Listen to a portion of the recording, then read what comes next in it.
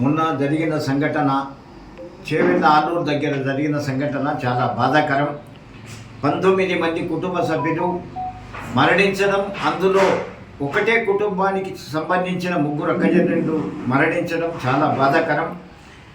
ఎందుకంటే వాళ్ళంతా కూడా కళాశాలకు వెళ్ళాలనే ఆలోచనతో తాండూరు నుంచి చాలామంది చనిపోయిన వాళ్ళు ఉన్నారు. వాళ్ళకందరికీ ముందుగా వాళ్ళ కుటుంబాలకు అందరికీ కూడా ప్రగాఢ సంతాపం తెలియజేస్తూ ఈరోజు జరిగిన సంఘటనకు బాధ్యుడు ఎవరనేది కార్తిక్ రెడ్డి గారు మొన్న ప్రెస్ మీట్ పెట్టి చెప్పిండ్రు.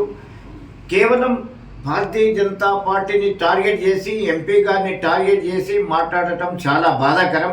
ఎందుకంటే వయసులో పెద్దతను అయినా ఈరోజు నిజంగా ఆయన పరామర్శించడానికి మొట్టమొదటిగా వెళ్ళిన వ్యక్తి భారతీయ జనతా పార్టీ ఎంపీ గారు. ఎక్కడికి వెళ్ళింది, వేరే వాళ్ళు ఎవ్వరు కూడా వెళ్ళలేదు. ఎవరైతే సవితా ఇంద్రారెడ్డి గారు అక్కడికి వెళ్ళినప్పుడు అక్కడ ప్రజలందరూ కూడా గో బ్యాక్ అని చెప్పి చేసి మీ పట్నం వారి సమక్షం మీ కుటుంబ సభ్యులు మీ కుటుంబం లోపలనే 40 సంవత్సరాల నుంచి పరిపాలన చేస్తున్నారు, ఆ పరిపాలన ఇంత వ్యర్థంగా ఉన్నది అని చెప్పి ప్రజలందరూ గో బ్యాక్ అన్న సందర్భాలు అందరూ కూడా విజువల్స్లో చూసినారు. కాబట్టి మనం ఒకసారి ఆలోచన చేయాలి. ఆయన ప్రెస్ మీట్ పెట్టి మాట్లాడేటప్పుడు కనీసం ఎవరు ఏంది, ఒక పార్లమెంటు సభ్యునిగా గౌరవంగా వయసులో పరిపాలన చేస్తున్నది. మీరు ఏ గ్రామానికి వెళ్ళాలన్నా, అసెంబ్లీకి రావాలన్నా, పరిగి కానీ, చేవెళ్ళ కానీ, తాండూరు కానీ, ఇవన్నీ కూడా పార్లమెంట్ ఎమ్మెల్యేలు అందరూ కూడా టీఆర్ఎస్ వాడే ఉన్నారు.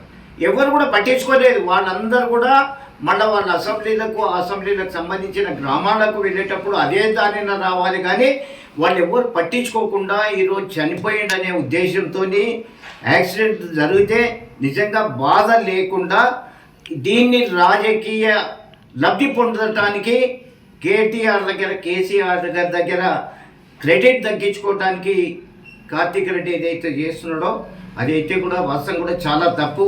కాబట్టి దయచేసి ఎంబడే ఆయన దీన్ని తిరిగి వాపసు తీసుకొని బహిరంగ క్షమాపణ చెప్పాలని చెప్పి భారతీయ జనతా పార్టీ డిమాండ్ చేస్తుంది.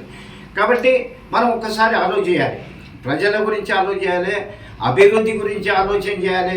కానీ చనిపోయినప్పుడు యాక్సిడెంట్లో కూడా ఒకరిని విమర్శించడం అనేది భావ్యం కాదు.